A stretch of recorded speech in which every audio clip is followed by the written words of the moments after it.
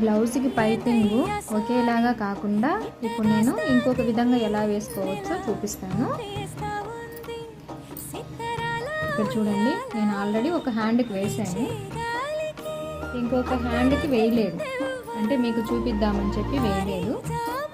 ఇక్కడ నేను బ్లౌజ్కి ఇలా రివర్స్ చేసుకున్నా, అంటే కట్ ఏం కనిపించకుండా రివర్స్ చేసుకొని ఇలా నీట్గా కుట్ అనేది వేసేసుకున్నాను కదా.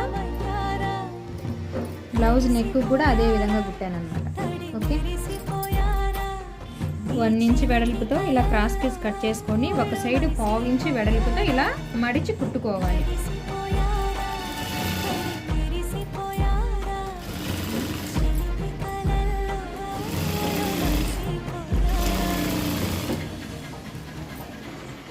ఇప్పుడు ఈ డబుల్ పాదం తీసేసి సింగిల్ పాదం పెట్టుకోవాలి.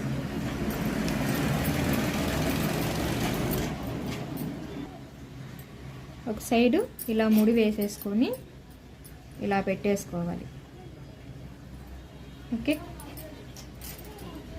సింగిల్ పాదం పైన ఈ విధంగా కుట్టు అనేది వేసుకోవాలి.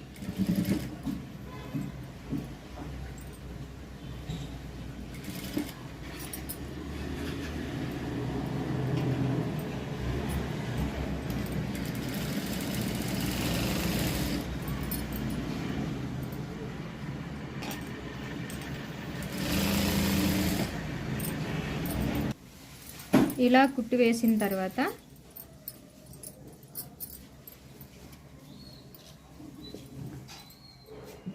ఇలా పెట్టేసుకొని పైన ఒక కుట్టు వేసుకోవాలి.